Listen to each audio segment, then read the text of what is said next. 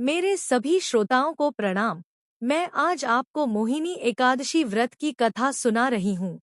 ये वैशाख शुक्ल पक्ष एकादशी को मनाई जाती है।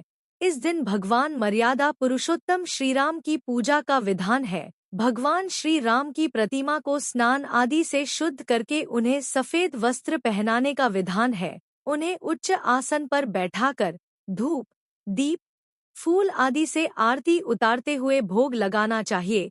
प्रसाद बांटकर ब्राह्मणों को भोजन तथा दान दक्षिणा देनी चाहिए। रात्रि में भगवान का कीर्तन करते हुए मूर्ति के समीप ही शयन करना चाहिए।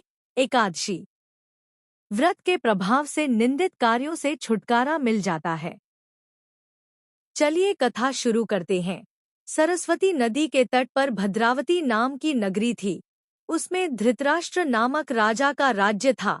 उसके राज्य में एक धनवान व्यापारी रहता था।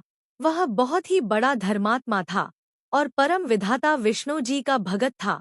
उसके 5 पुत्र थे, जिनमें सबसे बड़ा पुत्र बहुत ही बड़ा पापी था।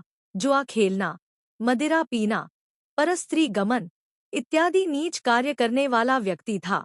उसके माता पिता ने उसे बहुत समझाया, पर जब वह नहीं माना तो कुछ धन, वस्त्र, आभूषण देकर उसे घर से निकाल दिया। बड़े पुत्र ने उन आभूषणों को बेचकर उनसे प्राप्त धन से कुछ दिन काट लिए, मगर अंत में वह धनहीन हो गया और चोरी करने लगा। एक दिन सिपाहियों ने उसे पकड़कर कारागार में बंद कर दिया। दंड अवधि पूर्ण होने पर उसे नगरी से निकाल दिया गया। वह वन में पशु पक्षियों को मारकर उन्हें खाकर अपना गुजारा करता रहा।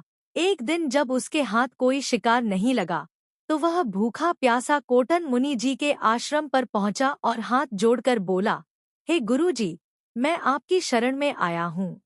मैं बहुत बड़ा पापी हूँ। मुझे कोई उपाय बताकर मेरा उद्धार करो। आप तो पतित पावन हो।